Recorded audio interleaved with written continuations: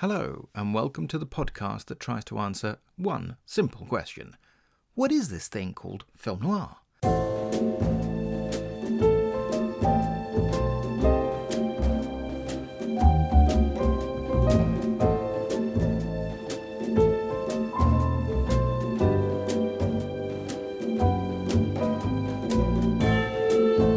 I'm your host, Sergio Angelini, and welcome to Tipping My Fedora, where we discuss movies, books, TV, radio, and much more besides, all from the darker side of the street. It's 30 years since the release of Seven, David Fincher's 1995 thriller, and today, to celebrate, I'm joined by Dr Laura Mee, who's Principal Lecturer in Film and Television at the University of Hertfordshire, and primarily researches horror cinema and adaptation. She is the author of two books, Reanimated, the Contemporary American Horror Remake, and a book on The Shining in the Devil's Advocates series. She is the co-founder and co-convener of the British Association of Film, Television and Screen Studies Horror Studies Group, a UK network of horror scholars who host regular online events on a wide range of horror topics. With colleagues Shelley McMurdo and Kate Egan, she is the co-editor of the Hidden Horror Histories book series from Liverpool University Press. We had a great and in-depth chat about the film, and we spoiled it relentlessly, and we didn't always give warnings until after we had spoiled it, so you're now warned in advance for the whole rest of the podcast. And yes, we have a really long and detailed conversation about what's in the box. Hi Laura, thanks so much for coming on the podcast. Hi Sergio, thanks very much for having me. I'm happy to be here. This is brilliant, and we're going to talk about a film that I saw when it first came out. I don't know about you, but I remain enormously impressed by Seven, and we're going to talk about this film that is having its 30th anniversary this year. However, ahead of that, what's your definition of film noir? Well, I think this is a really slippery question. Film noir might well have its own kind of iconography, its own stylistic, formal, thematic elements that seem to kind of identify it as a genre. But of course, genres evolve and change over time. That's their nature, and they're hybridized, they're parodied, and so on. So there's a level of flexibility there in terms of how we understand film noir as a genre. But equally, it seems to me that the label is used so broadly and often quite indiscriminately, so that it might refer to countless cycles or styles of films that don't necessarily tick all those genre boxes. In essence, I'm sitting on fence. And if I have to stop fence sitting, then what I'd probably do is agree with Stacey Abbott from her episode of your podcast on Near Dark, where she says that it can be thought of as both a genre in and of itself, as well as a kind of style or mode that can be mapped onto various other genres. With that in mind, what would be the film that would perhaps best sort of bring that to mind, do you think, an actual movie? Well, if we're talking classic film noir, for me, that would probably be Double Indemnity. That would have been the first kind of film noir that was introduced to me as being film noir, and that would have been as a film student in my mid-20s. I've taught Double Indemnity since. I use it as a really interesting example when discussing film noir, you know, whether it is a genre or a style with my students, and we have those kind of same discussions that we've just had. But I guess prior to that, Seven might be the first film that I was kind of conscious of having this particular noir style.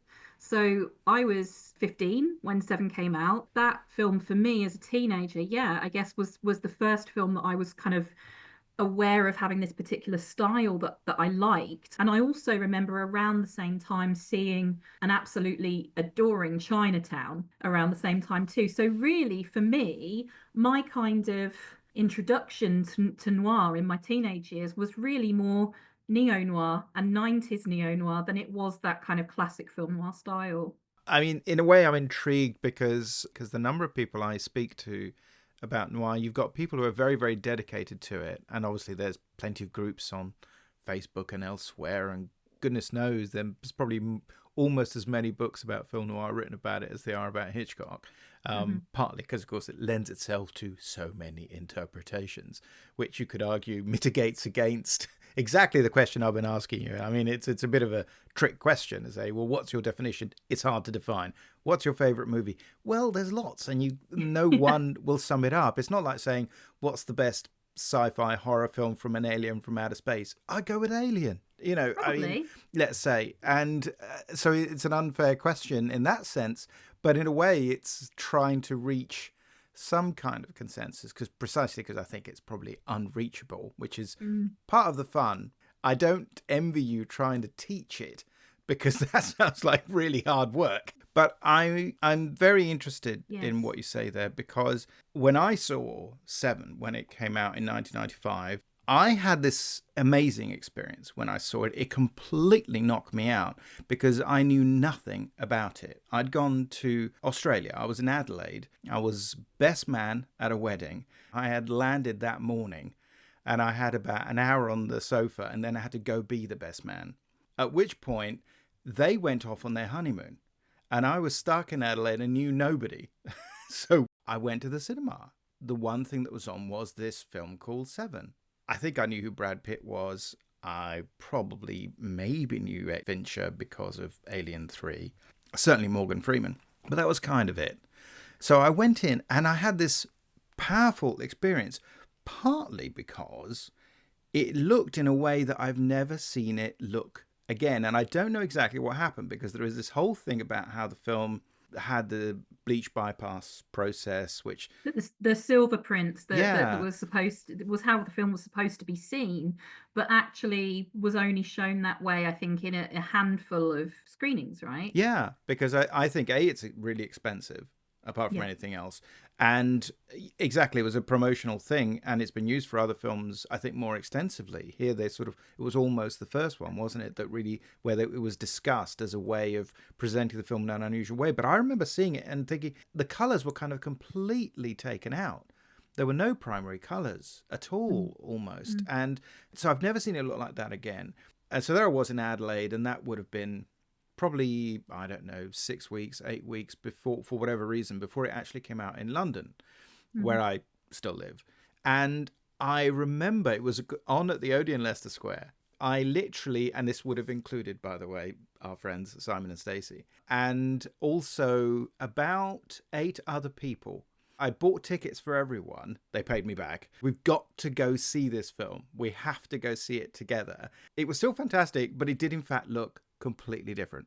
It didn't look the way I saw it in Australia. I've never actually been able to replicate that experience. I know there's a new 4K version coming out, although I don't have a 4K player or 4K TV, with a restoration by Fincher and so on, which is getting talked about. So it'd be interesting to see what that sort of looks like aesthetically. So I had this very overwhelming, powerful impression, and it stuck with me. As you can tell, you know, here we are 30 years later. I remember it like it was yesterday. I mean, how about you? What was it like? Were you as an impressionable teen, or not? Were you an impressionable teen? What were you like? Oh yeah, I was an impressionable teen. In fact, should you have been going in to see it, young lady? Were you too young? No, I should not have done. I was too young. My experience with Seven actually kind of extends slightly before it came out. I was an avid reader of Empire magazine as a teenager. And so I was first aware of it. Empire magazine in the 90s used to do their kind of December, January issue for a few years, came with a free video that included kind of trailers for forthcoming attractions for the year ahead. I don't know if you recollect that. Yeah. That was a thing that they did. And so my kind of first experience of Seven existing, like my first awareness of it, was that it was on one of those tapes, which probably would have been, I guess, their kind of December 94, January 95 issue. And I can remember watching this trailer, and the bit that sticks in my head from the promotional materials is the use of that scene in the Greed office after they found the fingerprints. And Mills turns to Somerset and just says very quietly, honestly, have you ever seen anything like this? And Somerset just kind of shakes his head in this resigned way. And I think that moment of kind of still quietness in this trailer, which otherwise really kind of sold the film as a horror film, I thought very much, was really intriguing to me. Have you ever seen anything like this? No. Seven. So I was really interested, kind of aware that it was coming, was also aware that it was an 18, and I was 15 years old. I'd never been to see an 18 rated film at the cinema before. So I actually then had a botched attempt. I talked about it with a couple of friends. We'd gone I lived in Northamptonshire at the time, and we'd gone into Northampton town centre. We'd been shopping for the day. I was with two mates. We walked for an hour to get to a retail park on the outside of town and went to Sixfields Cineworld. I don't know if it was Cineworld at that point, whether it might have been something else. When we got there, it was a Saturday evening. It was sort of prime time, 8 p.m. There were 2 tickets left, and there were 3 of us. Oh, now no. I was third wheeling. They were a couple, and I'm very nice. So I said to them, You are nice, yeah. "You guys go." And I sat in the lobby of the cinema for 2.5 hours. Oh no. Okay, so furious you that I wasn't seeing Seven. Oh. So I actually ended up seeing it sometime after that, probably only a couple of weeks, I suppose. I went with my best friend at the time from school, who would have also been 14 or 15, and my stepbrother and his boyfriend, who would have been a decade or so older than me. So we'd kind of gone together as a 4. I think it was at Milton Keynes Point, which is a long dead but architecturally questionable cinema in Milton Keynes. So for me, it's very tied up in the experience of the illicitness of going to see a film that I should not have been seeing, being very scared about being caught, which I wasn't, and being very scared about the nature of the film itself because of the way that it had been kind of promoted. So I was really excited, but also going in very tense. So, I was really looking forward to it, but yeah, kind of apprehensive at the same time. Well, it's so interesting you picked that line about have you ever seen anything? Because, of course, that's the zinger at the end of that trailer. It's, of course, it's the perfect way to close the trailer, and then title, that's it. And I think Lawrence Fishburne or someone did the voiceover or something. It wasn't It wasn't quite the usual in a land where, that sort of thing, in a time when. So here we are, it's 30 years later from this primal teen experience. How do you feel about it now? I mean, I still remember how I felt watching it. I was absolutely hooked by this film from its opening credits.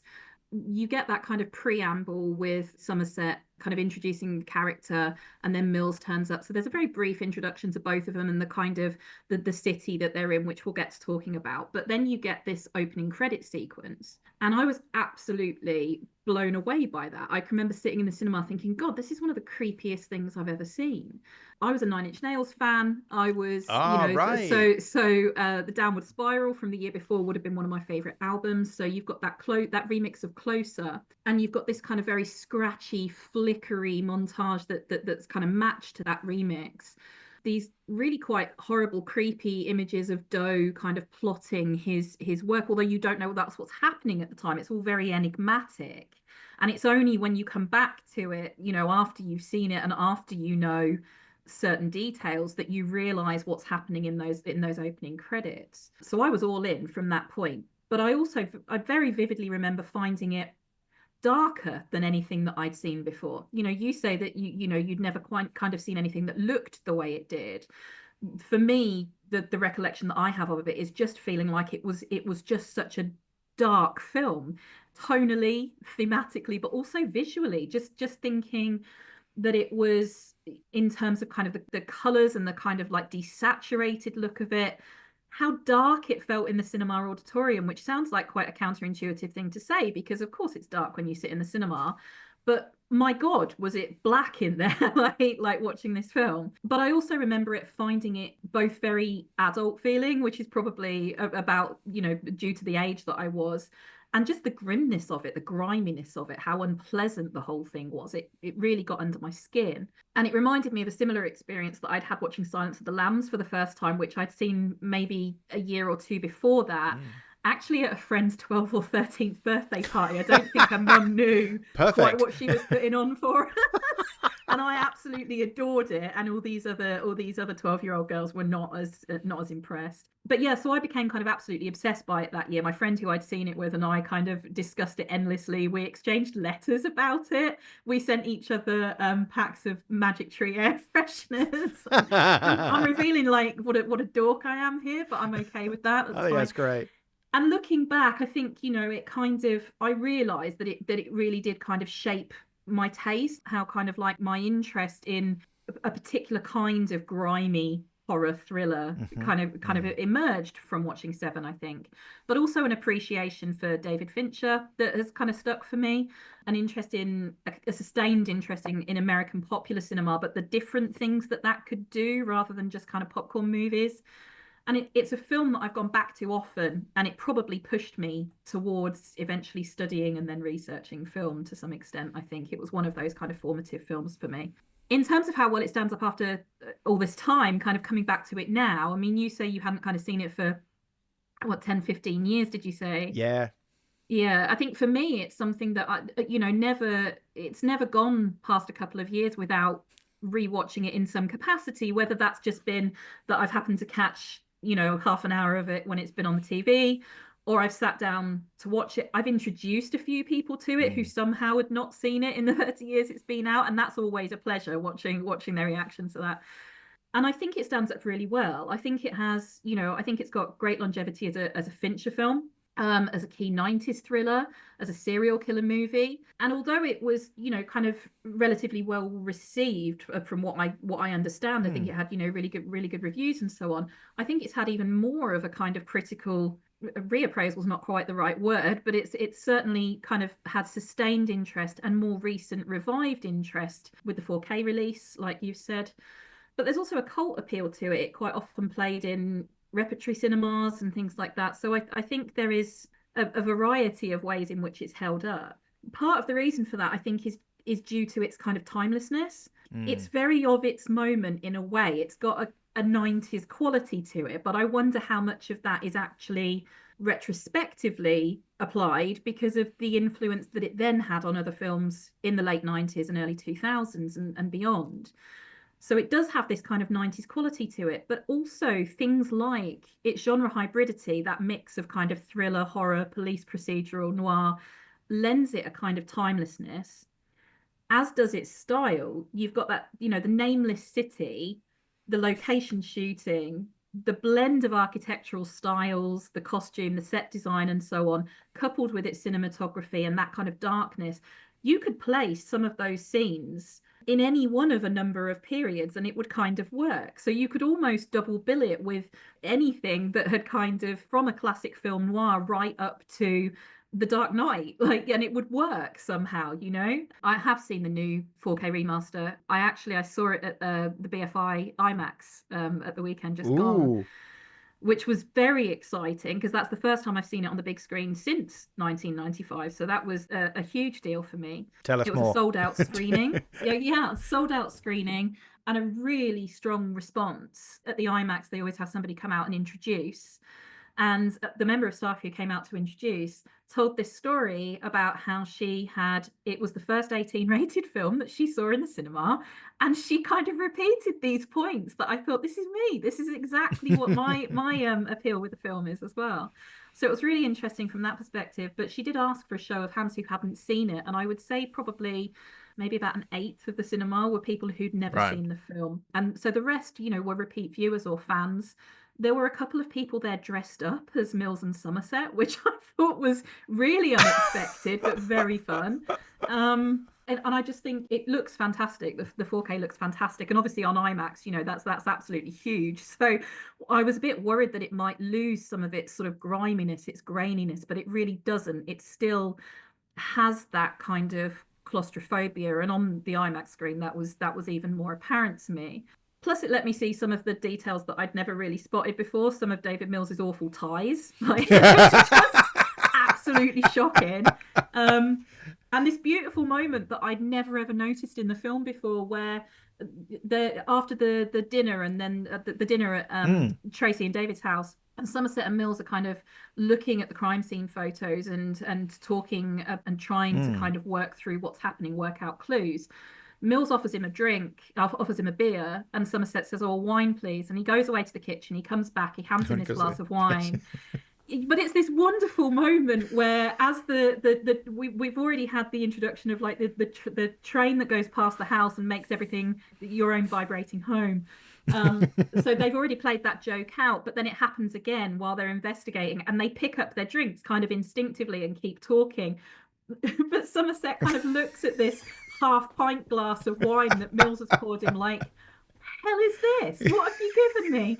And it's just these little beautiful moments that I'd just not really spotted before. Yeah. So yeah, just things like that I thought were fantastic. I agree with you completely. I mean, I'm so glad that comes across. I'm very envious. The IMAX screening sounds fantastic.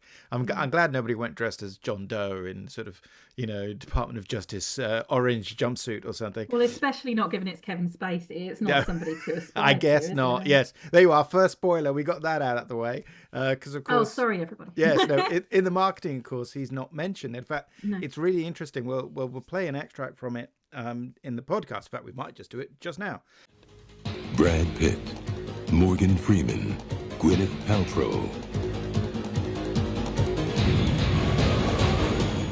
There's a kind of noticeable gap when they're introducing the actors, because they sort of say Brad Pitt, Morgan Freeman, Gwyneth Paltrow, and then somehow there's a sort of gap where you feel like the baddie should be in there, the villain of the piece. It's like Harry Lime in The Third Man, let's say. He's not on the screen very often, but they talk about him all the time. And he's not in the advertising and wasn't at the time. And of course now for slightly different reasons, perhaps. Let's face it. I agree with you so much about what you said about it, because that timeless quality, in a way, when I was watching it, I kind of thinking it's almost like you're coming to the end of the analog era. And it has this almost celebratory feel is wrong, but it's as much as it is about filmmaking as it is about technology. I mean, it's shot on 35mm, of course. It is effectively pre-digital in that sense. There are practically no pop culture references. You don't hear a jingle. You don't really see anybody barely watch television. And if they do, it's something very non-specific. The majority of the music that's used within the story, that within the diegesis, is kind of jazz or or classical, which again kind of lends itself to this older era or a kind of timelessness in terms of its setting. And as you say, you have this abstract sense of the city, which is, to me, one of the, maybe we'll talk about it a bit later on, but it's one of the most noir things about it, of course. Absolutely. Is this idea of the city. And it has to be a city where it's permanently raining, despite the fact, let's face it, that in most of those shots where it's raining, there's clearly blazing sunlight. So it's purely an aesthetic. It just rains on them. There's this cloud that follows their characters, and, everywhere else there's sunshine. Because, of course, it's shot in LA. It's obviously sort of New York. It could be Chicago, but I think the way they talk about it, it's sort of New York. But it's a feeling. It's not a specific space. And as you say, they vary the architecture so that you have a kind of slightly, I suppose, an older world feeling that you associate with the Somerset character, and a slightly non-specific but slightly more modern feel with Mills, he's got the leather jacket, whereas he's got the kind of trench coat. So it's a bit like that sort of idea as well, since you were talking about, his sartorial inelegance. Because Mills is, I mean, I think it's a Brad Pitt thing. I don't know if it's a Mills thing. He is forever doing this thing with his hair, isn't he? He's constantly doing this all the time. Now, I admire his ruffling hair. It, yes. But he can't let his hair alone. It's and it's sort of... But he's also permanently creased in that film. That's another thing that cropped up for me on IMAX. There's scenes of him where he's just in his shirt and he's kind of so unkempt and scruffy. But then even in close up, you can see the creases in his shirt. Whereas Somerset is kind of pristine. We see him kind of laying out his suit and brushing it down on the bed and so on. And Mills looks like he's just rolled out of bed or rolled around on the floor with his dogs one way or another. So there is that very sweet domestic scene. It's very short, where Tracy's asleep. He grabs the phone so it's not going to wake her, and then you see him get dressed, and it's horrifying. He basically pulls this shirt over his head. Clearly that shirt has been worn several times. The ties are pre-tied. Doesn't he undo it? It's just, it loops it over his head and puts it under his collar. I used to do that at school. But I probably wouldn't if I was a 30-year-old professional detective, you know. That's the thing. It's a young person's thing, isn't it? You know, and in a way, they're a very sweet couple, and I think it works very believably. I mean, and one of the strong aspects of the film is that scene you talk about when they instantly butt heads. The Morgan Freeman character, he's the older man who's leaving the profession, and Brad Pitt is the hot young Turk who's going to come in and replace him, and they've got a week to overlap and do handover. So that's the 1 week of that. And then you signpost the week by saying Monday through to Sunday, in essence, sort of on the screen. So you're being told what day of the week it is, so there's a countdown. You even get a metronome at the beginning, which the Freeman character sort of uses to get him to sleep until even that gets thrown across the room later in the film when it just isn't doing the job, obviously. A dawning sense of time running out that eventually starts to creep in on you. So that's one of the brilliant structural motifs of the film, which can be very prosaic and very dull, but actually I think it really works here. I think it's very dynamic in its way that it gets you closer and closer and closer and closer and closer, and then it slows down. Then it does that brilliant thing where it suddenly massively tonally shifts and the color scheme changes. And you do get that fantastic scene where they're butting heads and they're, 2 days into the investigation, or maybe 3. And it's Tracy who makes this point of ringing Somerset and inviting him round for dinner at their place, which is again, it's done in a very funny way because it's very awkward. It is. And I like the way it's handled. And when they get there, it feels very real. I think I've definitely had dinners like that. It's very charming, you know, the way they eventually sort of laugh about their misfortune because they got conned into renting this apartment that's right next to the underground or the elevated or whatever it's meant to be. They don't even specify, and literally everything shakes. And it doesn't feel like it's going to fall apart. It's an old joke. It's in other films after all. I think it's Mr. Blanding's Build His Dream House. I think it's one of those things. It's in the Blues Brothers. This idea that you've got trains running by. But there, they just laugh. And there's that great bit where Mills sort of says to her, he says, I don't know why you're laughing. You know, you're stuck in this. But they're all laughing together. That's it. After that, they're working together. And it's this idea of family, which is there as well. Absolutely. And I think you mentioned earlier about how well this film is structured. And I do think that it really holds up in that regard. I think it uses that kind of the 7 days, the 7 deadly sins in a really useful kind of rhythmic way to an extent. It provides kind of beats to the plot. And I think that it does so in such an interesting way, not just with the passing of time, not just with the happening of the murders, but also each provides these kind of chapters where characters are given the opportunity to kind of grow, to develop, for their relationships to kind of change. I think that it's actually quite identifiable how and where those changes take place in relation to the days of the week and the murders that are happening on those days. You know, on the first day, we get, with the gluttony murder, we get a kind of introduction to the tone and the style of the film. I mean, they spend an awful lot of time in Gluttony's flats, right? Like exploring that really dingy, is it a basement flat or like a ground floor flat? But it's completely kind of unrecognizable as a place of living. You know, pieces of the walls are knocked through. It's damp. It's so dirty. It doesn't really logistically make any sense in terms of layout. The spaces is all very weird and everything is configured very strangely, and it's extremely dark. It's possibly the darkest scene in the film. You know, there's a lot of, they use the flashlights really to pick up kind of facial expression as much as anything else. So there's a lot of kind of introductions to the world of the film, I think, in that first murder. But you also get these introductions to Somerset and Mills as characters, who obviously we've already seen to some extent, but you get here a better idea of the difference in their approach to their work. You know, Mills is kind of immediately kind of looking for clues and for answers, whereas Somerset is kind of thinking more through purpose and reason to get those answers. And so there's a real kind of distinction, like you said, that they're butting heads, but it's both about their personality and their approach to work, I think, in some regard, as well as how they view the city around them and people and life. So Gluttony gives us that kind of introduction to the tone and style of the film, the characters and their kind of oppositional ways of working, as well as the kind of differences in their personalities and their character traits.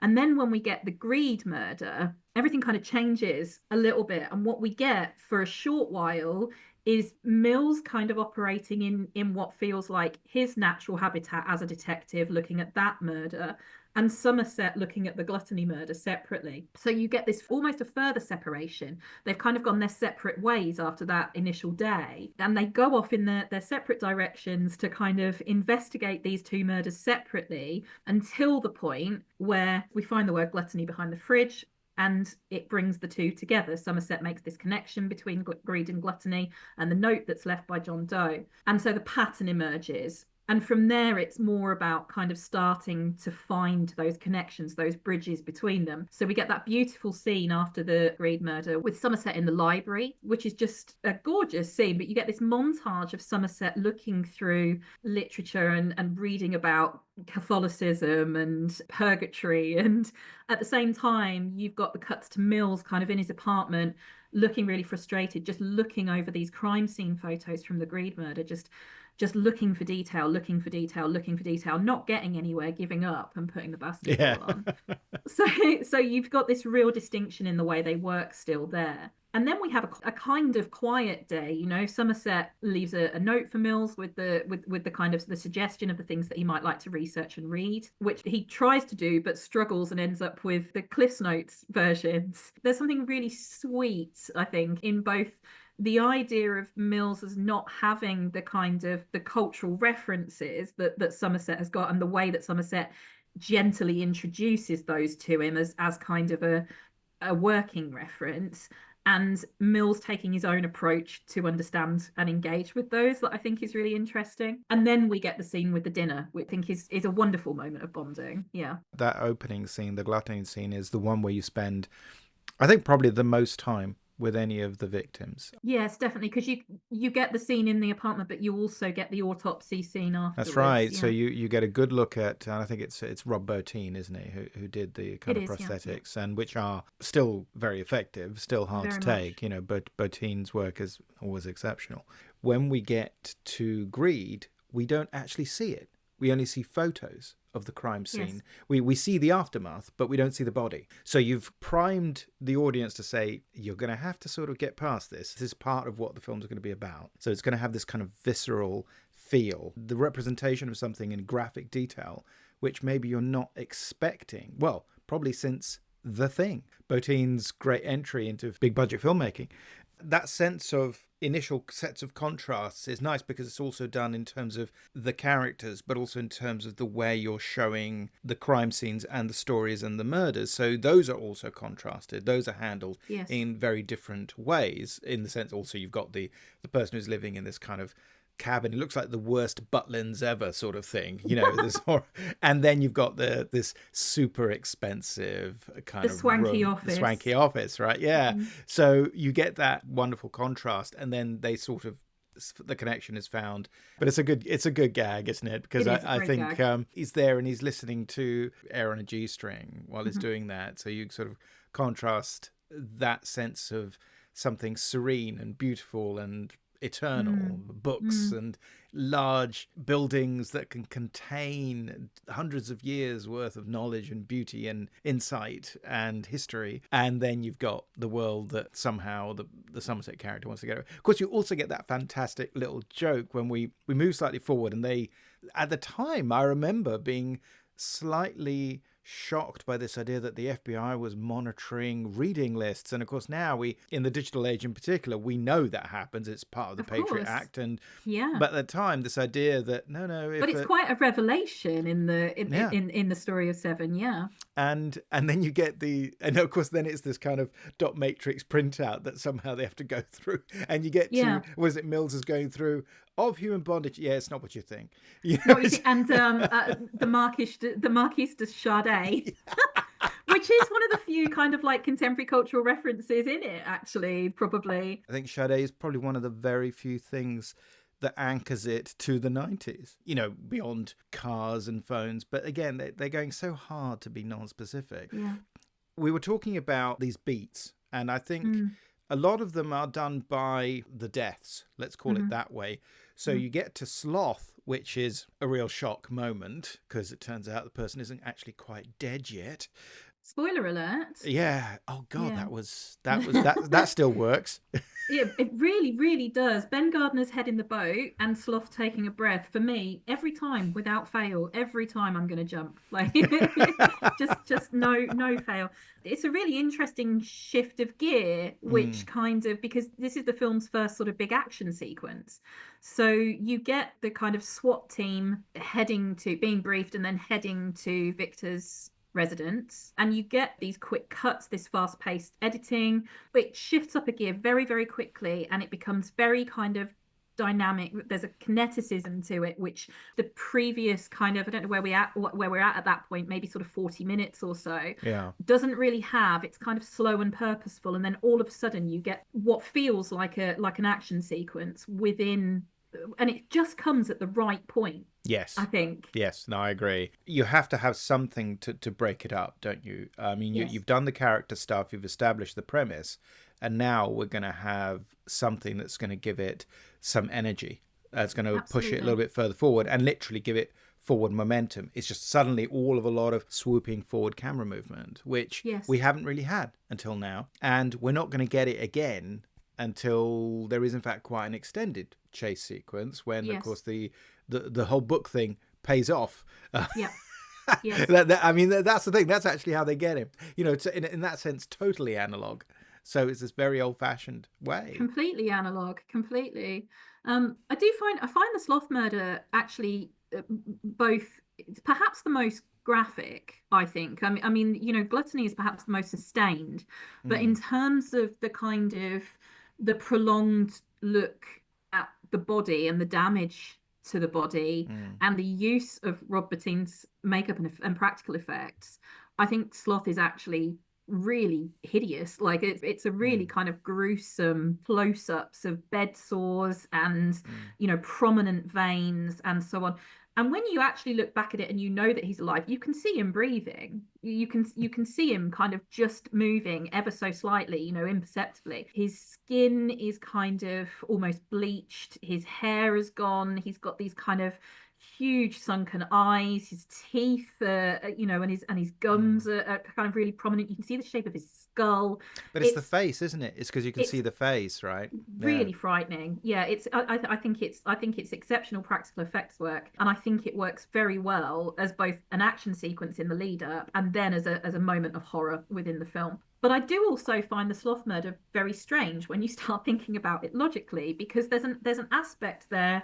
Obviously, all the murders kind of mirror the sins of the people that have supposedly committed those sins, and we can talk about that a bit more in a second.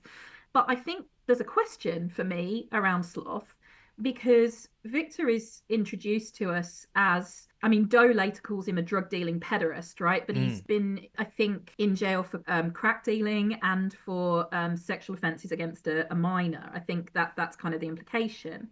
And there's obviously a kind of a vagueness, like an ambiguity to the nature of sloth and what that actually means and what it actually entails. And it's quite a difficult one to pin down in modern definition, right? We can think about it as laziness. You could think about it as being kind of apathy. But is that reflective of Victor's actual sins? He's been murdered via sloth, but he wasn't slothful and therefore murdered. Do you see what I mean? So that there isn't. I always find that a little bit of an interesting kind of contradiction. Like, why has he actually been picked for this particular sin?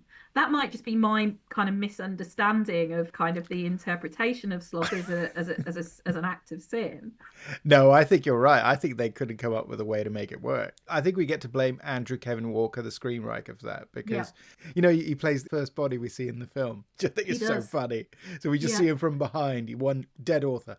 It's really unfortunate, actually, because, you know, you kind of see his face in a pool of blood, but actually you see more of his bum and his white underpants than you do anything else. And that's kind of disappointing, isn't it, for him? What a legacy, bless him. He was supposed to be in one of the deleted scenes. You would have actually seen his face in a different role, but Yeah. it got cut out. But I suspect they, like you say, sloth is a tough one because someone, you would have said, well, you'd have to say, what? You pick on someone who's not very good at their job or something. And it's like, how do you render that dramatically? So in the end, it becomes about, I suppose, is it the idea that by giving people drugs, you're instilling a torpor, an exit from reality? And so it's the drug dealing rather than the pederasty. So he's giving him what he deserves. But yeah, it's a stretch. It's not like, if it was an opium den, if this were Once Upon a Time in America, then maybe we would have introduced that a little bit better. I agree with you. Although because it's such a terrific sequence, I think perhaps people don't really question it too much. Well, I don't think that I had until perhaps the last few times that I've seen it, and it only kind of occurred to me all of a sudden. I was kind of like, well, what has he done that is slothful?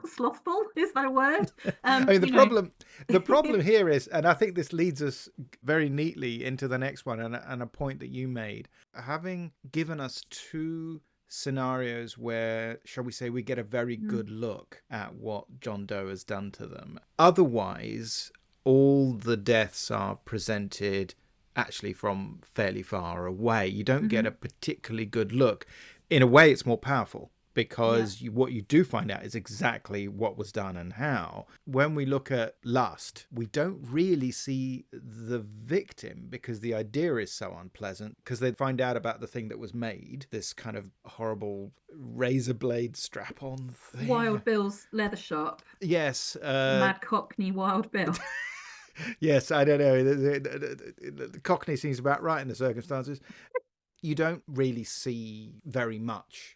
At least not on my DVD. You don't see very much of what's happened. You see the Polaroid of this kind of bladed, serrated dildo that has been made by this kind of leather worker, who describes it as kind of like, well, I've made weirder shit than that. I thought he was some performance artist, you know, and it's like, wow.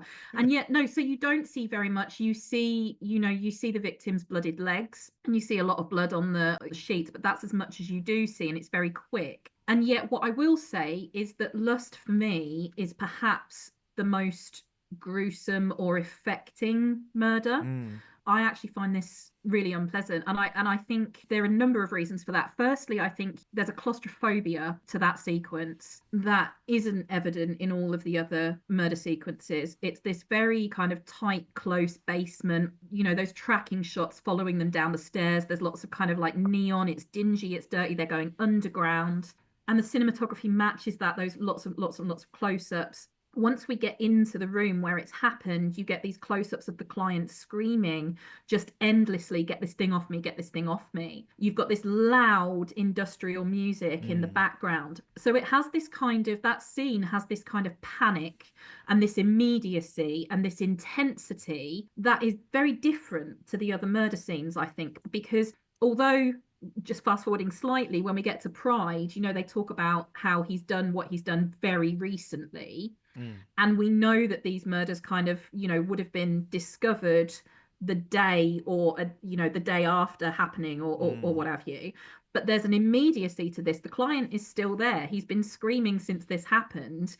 Somebody has obviously called the police immediately after it's happened. So Doe has kind of fled within minutes, very probably. So there is that kind of panic, that immediate claustrophobic kind of feel to it. And I also think that you've then got that really harrowing interview with the client, wrapped in the sheet. He's dripping in sweat. They're interviewing him while he's mid-panic attack, saying, oh God, please help me, please help me. He put that thing on me. He had a gun in my mouth.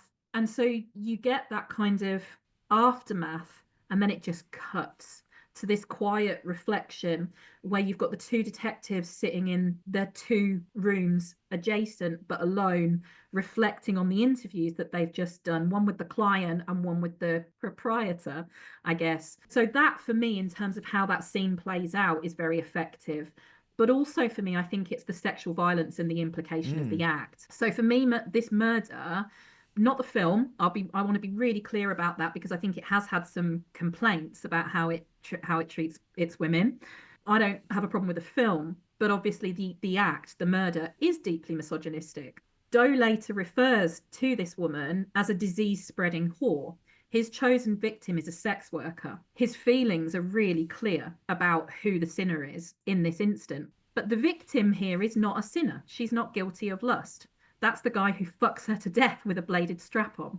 So the focus then is on his suffering as well. You know, he's very much framed as the victim. We name her as the victim, but the focus is very much on his suffering and not hers. And I think that that is kind of really interesting. And for me, Doe's actions there in particular reflect the way that women's sexuality is configured as sinful. That in this moment, the punishment for lust does not go to the lustful person who's paid for sex. It goes to the woman whose job that is. No, I was going to say, isn't it almost like the Friday 13th logic? Horny teenagers will be punished. Yeah, to some extent, but I mean, I don't feel that viewing a sex worker as a kind of lustful, horny person is necessarily accurate, to be honest. You know, Sure. and I think that is then a reflection of Doe's view of the world, and I would hope that that's the case rather than it being kind of Walker's or Fincher's view of women or the world. It doesn't feel that way to me. It doesn't feel like a misogynistic film. But there are kind of questionable elements of the script, and I think that is one of them. But for me, it plays out as Doe's understanding of women's role in sin, particularly when she's configured against a character like Tracy, who is kind of coded as being very innocent, this kind of figure of light and so on, and who is still murdered regardless. Oh, spoiler. Oh my God! Gigantic Oh my God. spoiler alert. Gigantic spoiler, Well, sorry. Okay, we'll get to that. We'll get there. Yeah. Yeah. So for me, that is like the most grueling, I think, of the film.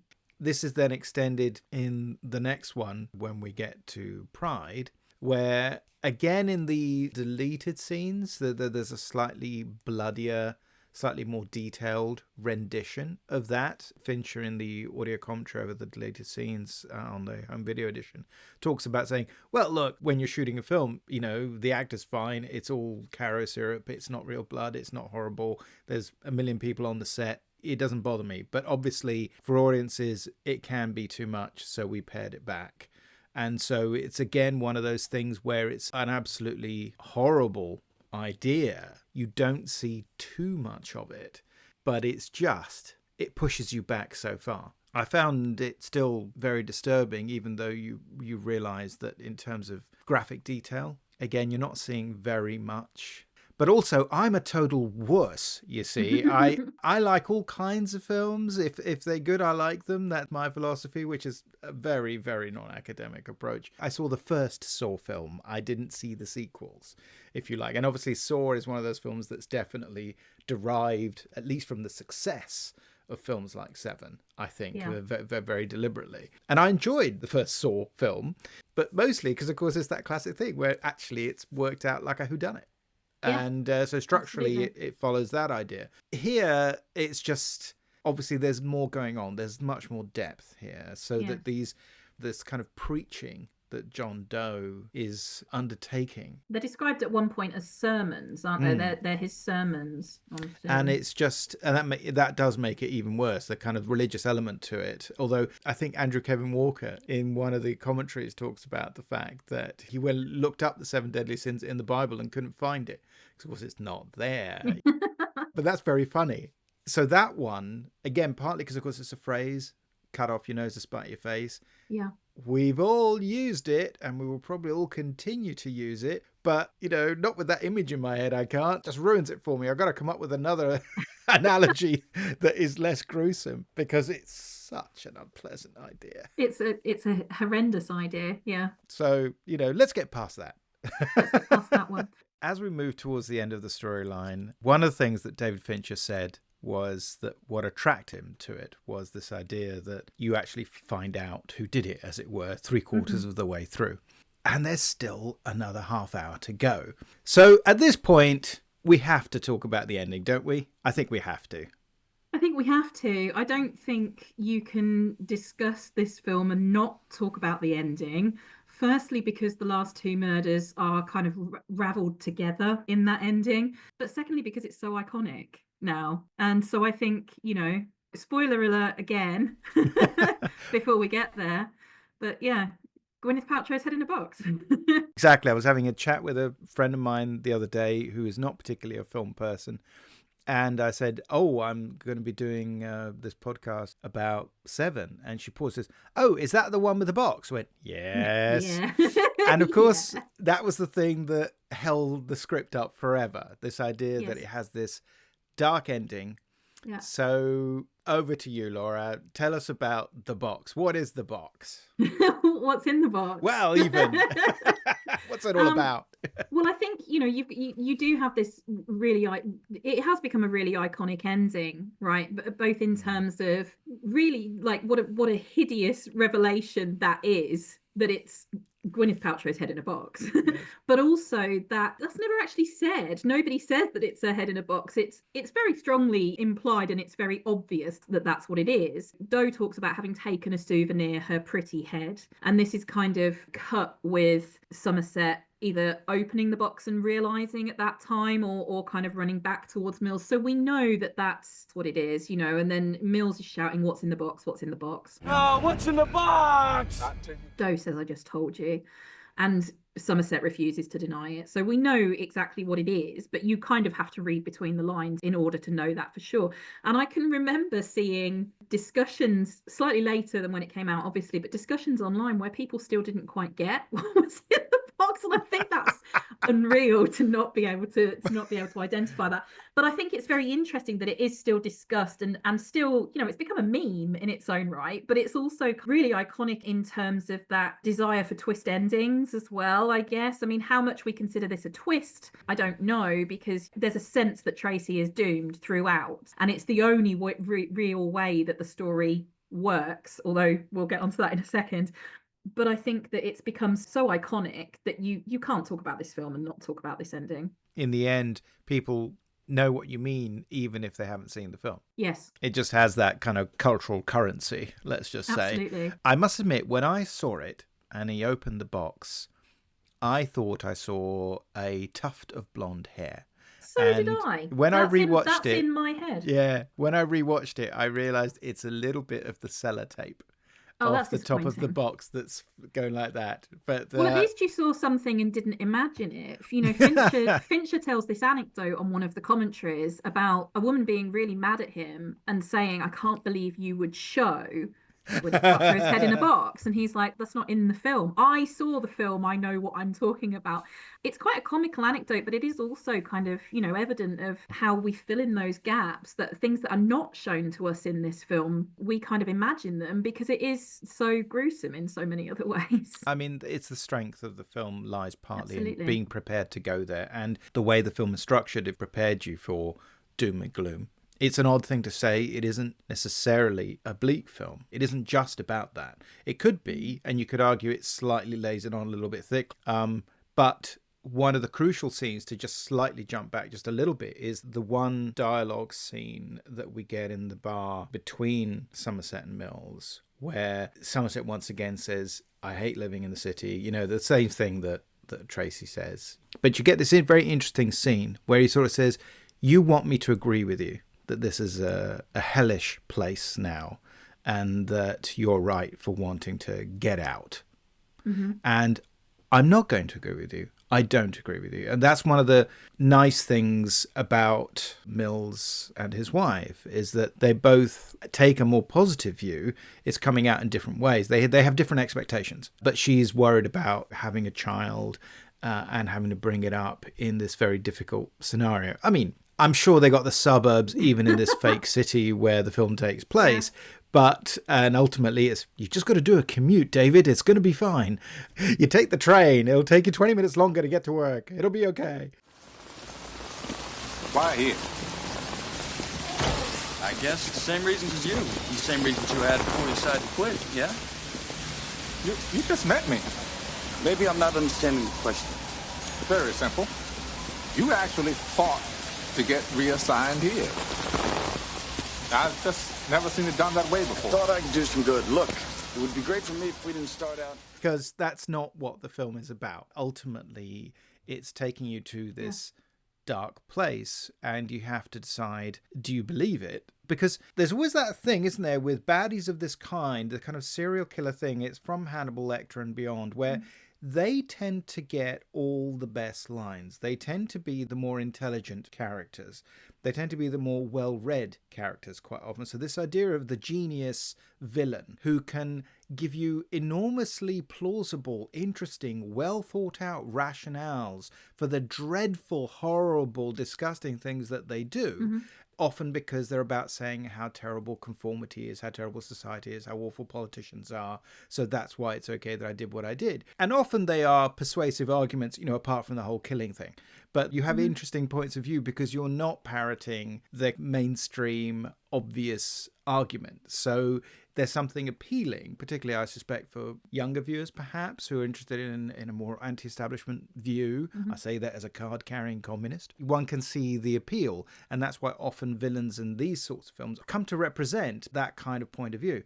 He certainly gets to do that. We don't see John Doe, or do we? There's that big chase sequence in the middle, isn't it Kevin Spacey playing the role? Apparently it is. I'm not convinced. I mean, apparently it is, but it does not look no, like exactly. him at all. And I suspect that they're probably mixing it up, and it's probably stuntmen as well, but also doing it deliberately, so it's not obvious. But he wasn't that well known at the time, so I guess they didn't have to worry about it. It's not a big monologue at the end. It's not there is that difference between agreeing or presenting a film that basically agrees with the point of view and spending a lot of time with someone who is self-justifying themselves for something terrible, and the actual identifications figures within the diegetic space do not buy that at all. They push back the entire way, but then it becomes about becoming complicit. That's the tough thing to do. And I think I admire the film tremendously for wanting to do that. I don't have to like it, but I making you buy into a scenario which is going to lead to the way it leads, that's hard work. It is. I think it's impressive. Yeah, I agree. And I think a lot of that is how convincing or how convinced you are by it is kind of brought about by the dialogue in the car on the way. Doe and Mills kind of going at each other with very kind of oppositional points of view. But when Somerset kind of interjects, it's to kind of gently question.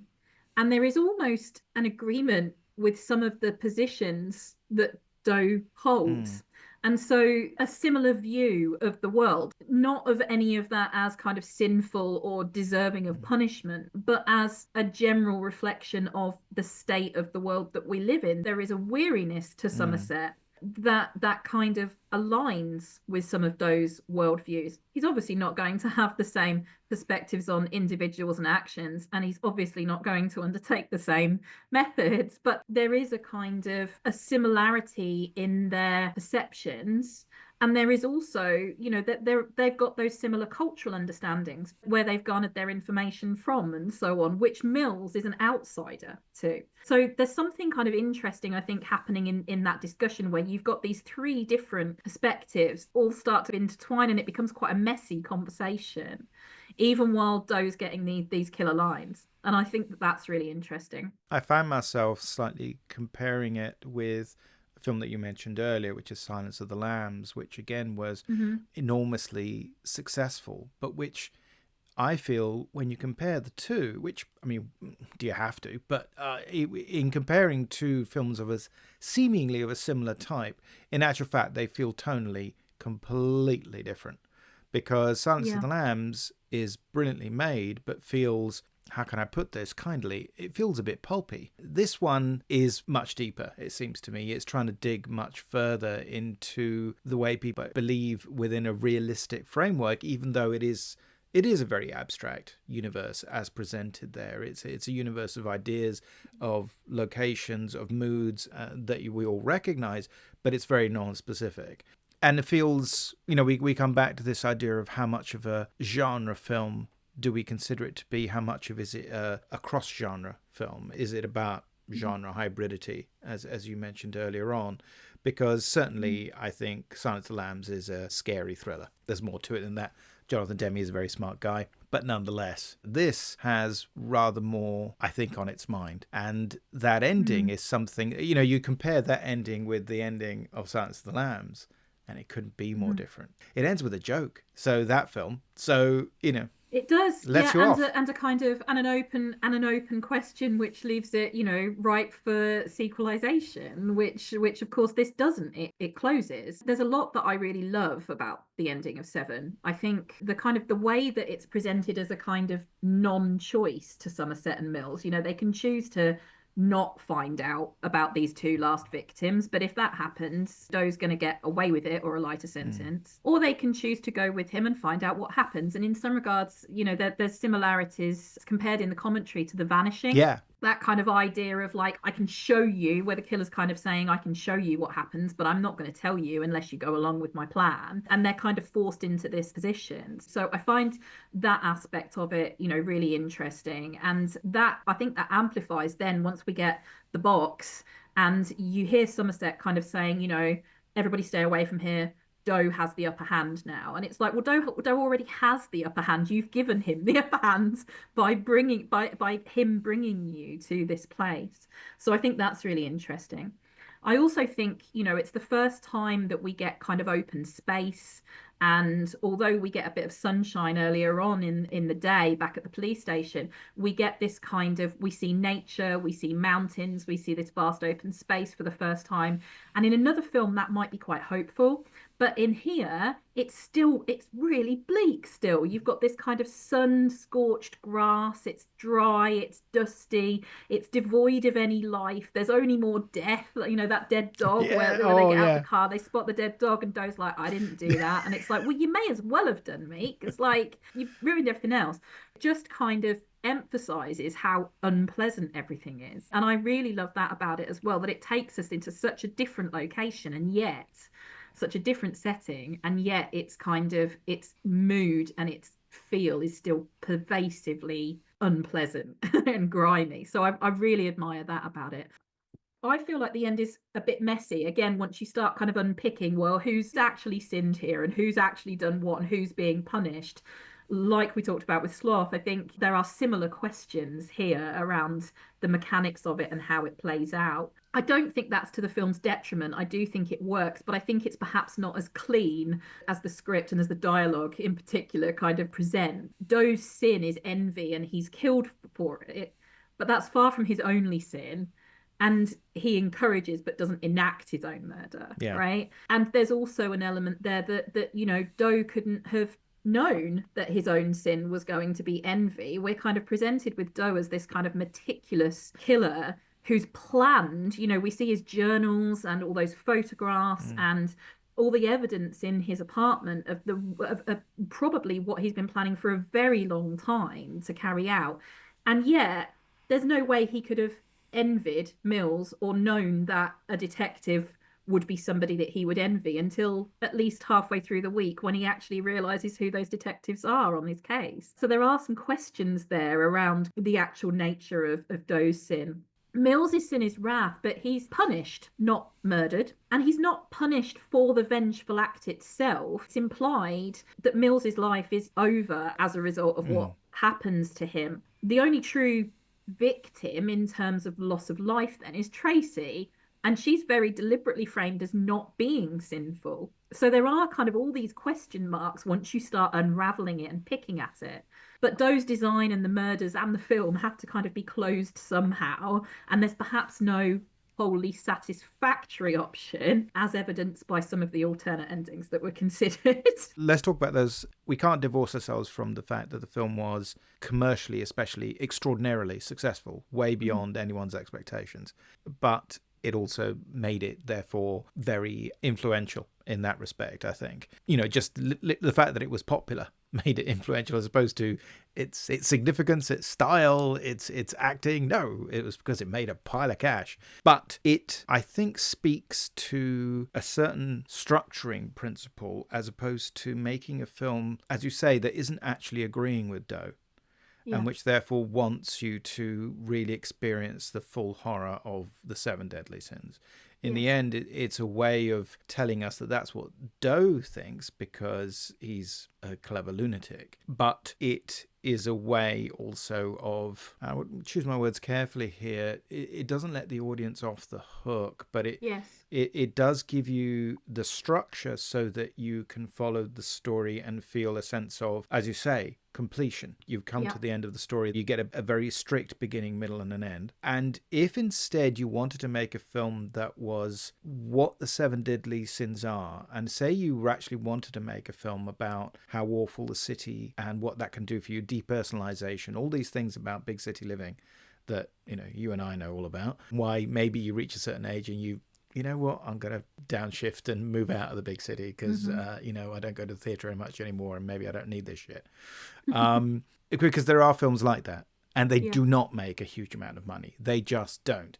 And Fincher makes a film about that but doesn't actually go there in some respects. This isn't at all a criticism. That's about the kind of film maybe other filmmakers do, but they're very, very small in scope. And there's a place for that, I hope, even now. But when you look at the alternate endings, it's interesting to see how nervous the filmmakers were about just how bleak and how tough an ending this is. So the obvious ending that, you tell me if I'm right about this, wasn't it? Didn't Fincher say that by the time he got the script to read, he got a script which had a sort of happy ending? Well, Fincher was sent Walker's original script, right? or very early script, by accident. By the point that Fincher read it and read this version as it stands, almost, there's a little bit tacked on at the end, which we can get to in a second, but Fincher read that version and loved it. And when he went back and said, okay, I'm interested, the studio was like, you know, New Line were like, you've read the wrong version. We'll send you the new versions. And there were about, I think he sort of said 11 or 12 other kind of like, you know, we've gone through kind of new drafts, you know, multiple new drafts since then. So there are various different alternative endings. Various versions saw things like Mills and Somerset chasing and apprehending Doe in order to save Tracy, who then moves out of the city by herself. So they're very positive, happy ending. There's a version which certainly made it as far as kind of storyboarding, like that's on the disc I watched yesterday. There's a storyboarded version where Somerset kills Doe. You still get this scene play out in the desert, but Somerset actually kills Doe in order to prevent Mills from becoming Wrath. And there's this horrendous kind of shows you the kind of the lines, and it plays out much the same as the sequence does. And then all of a sudden it flips and Somerset kind of turns the gun on Doe and Mills is kind of like, what are you doing? And Somerset says, I'm retiring, and that was the end. And I just like, you know, if Somerset killed Doe and said, I'm retiring, I mean, people would have walked out of there laughing. I think that's terrible, terrible final line. So yeah, so that there were kind of various alternative endings. And I think in the end, Fincher and Walker and also Brad Pitt, I think, pushed very, very hard for this particular ending.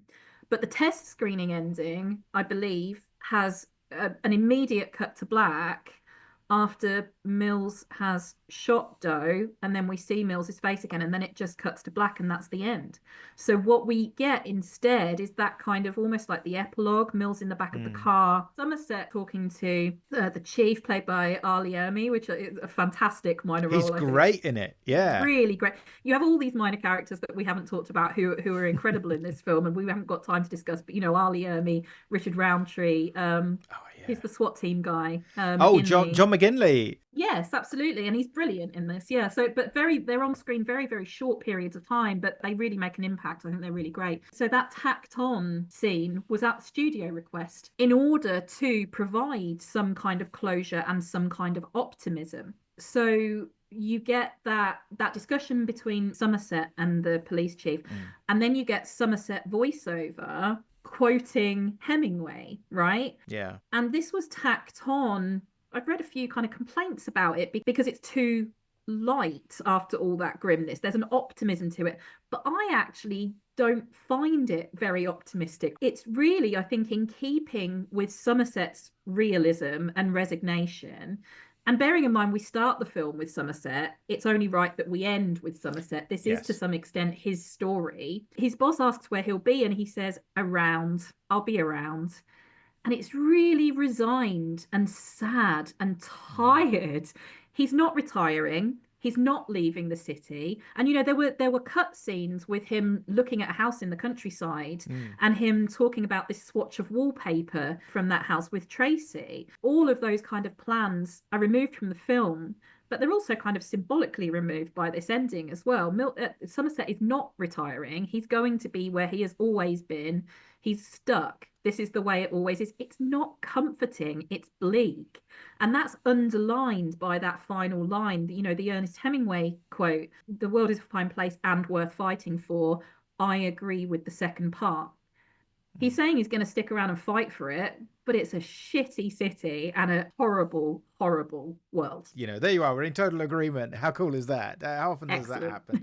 So you are 100% correct as far as I'm concerned. Having a kind of epilogue that sort of matches the prologue, as it were, in terms of just being with the Somerset character is quite right. I think there isn't this attractiveness, isn't there, of doing a hard smash cut to black and really kicking the audience and sort of saying, "Ha, you're off."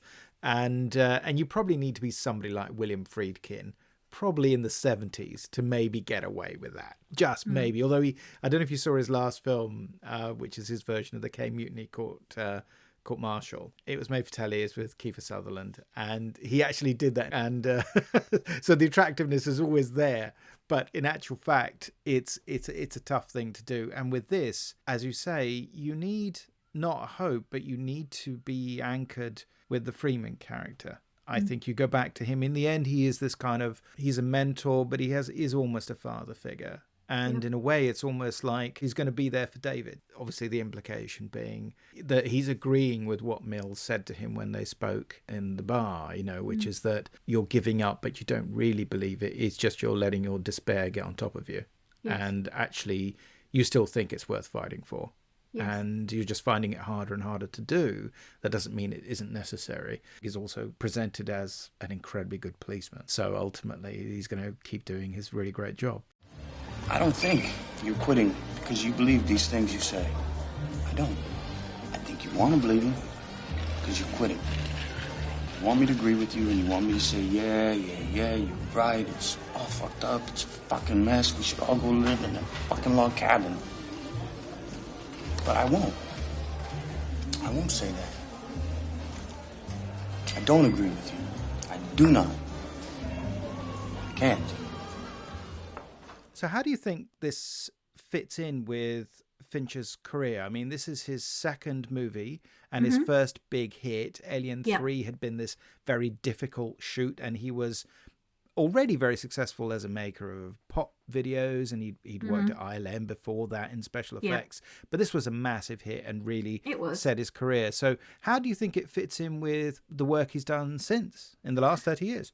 Well, firstly, Alien 3, I'll defend it even if Fincher won't. I really do like Alien 3, or Alien Cubed, as I prefer to call it. Yes. And I appreciate, Alien 3 has a kind of a doomy darkness to it that I think that gloominess is kind of evident in 7 and then beyond. I think there are elements of neo-noir across his work. He's a director who's quite often associated with the term and kind of noir influences. And that's evident even right up to kind of work in progress. There's discussion of him developing a Chinatown prequel series, which I would be really intrigued by, actually. I think that could be very cool. You don't look as keen. Well... But, I don't know that it's necessary, but I would certainly be interested to see what he does with that. I guess more in terms of, patterns, the kind of films he makes. Thrillers, for a start, very obvious. Gone Girl, Girl with the Dragon Tattoo, The Game, Panic Room.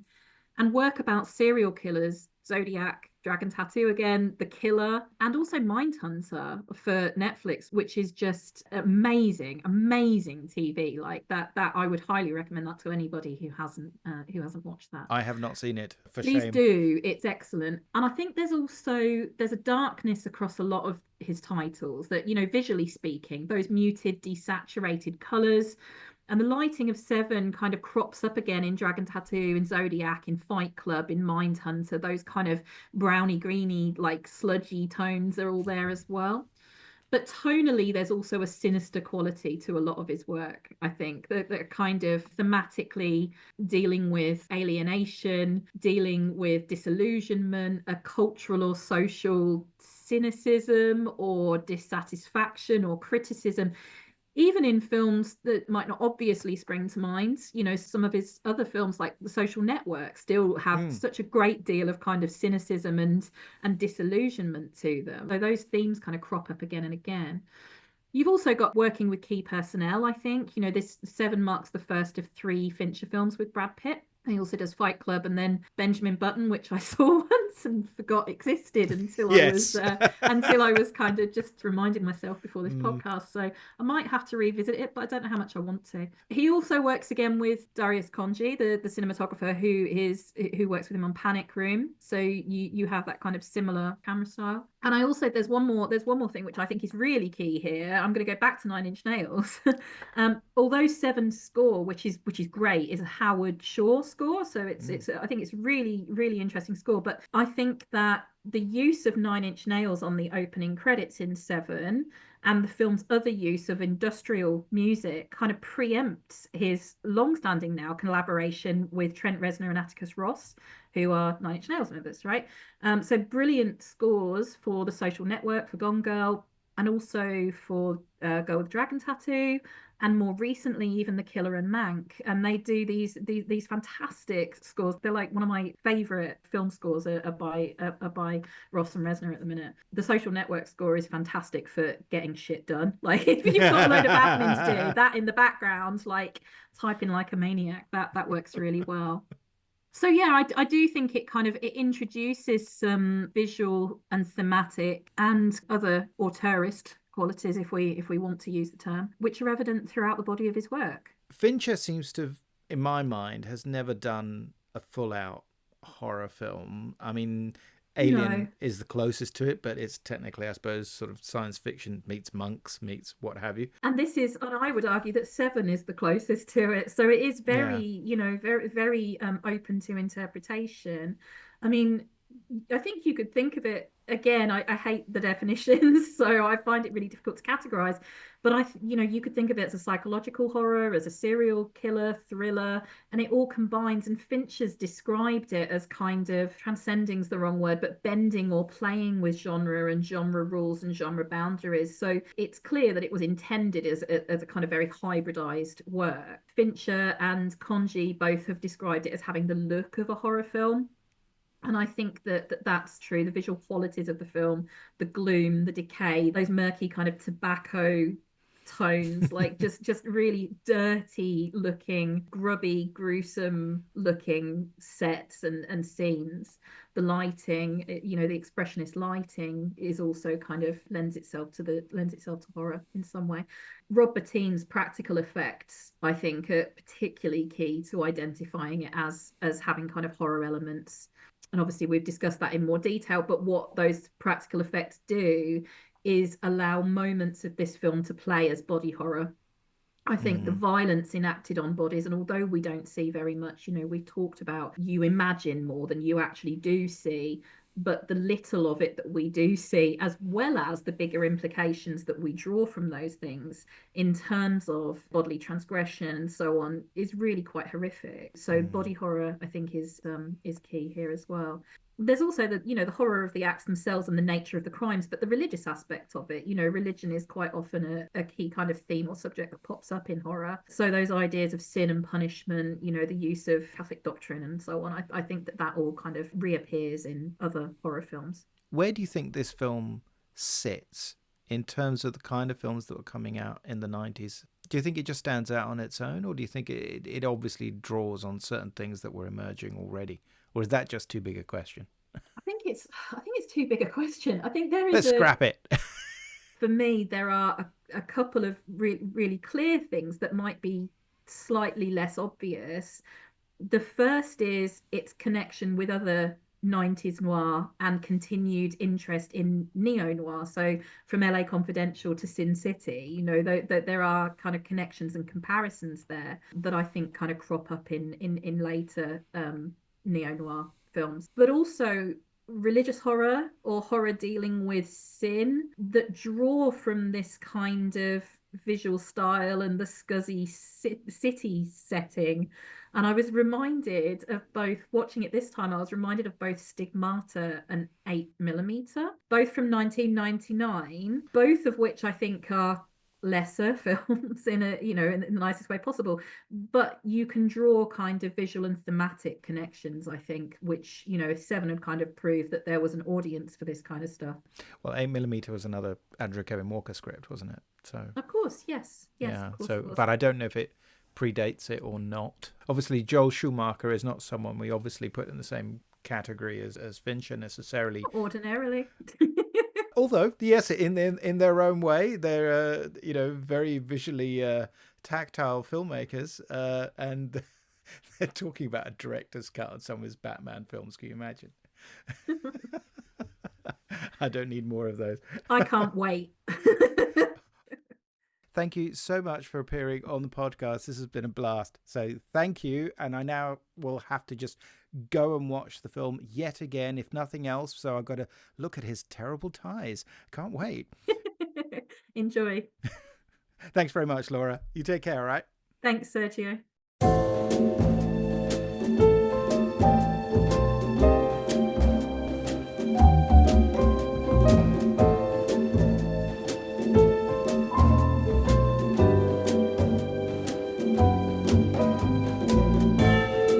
You have been listening to Tipping My Fedora, the show about all things noir. It is produced for Castiglione Publishing by me, Sergio Angelini, and our theme tune is by Petar Milinkovic, whose work is available through Tailkeeper Music. All audio clips are the copyright of their respective owners, and used under fair dealing and fair use exceptions solely for the purposes of criticism and review. Please subscribe to Tipping My Fedora wherever you get your podcast fix. And it would be great if you could leave ratings and reviews about the show at Apple Podcasts. Be seeing you.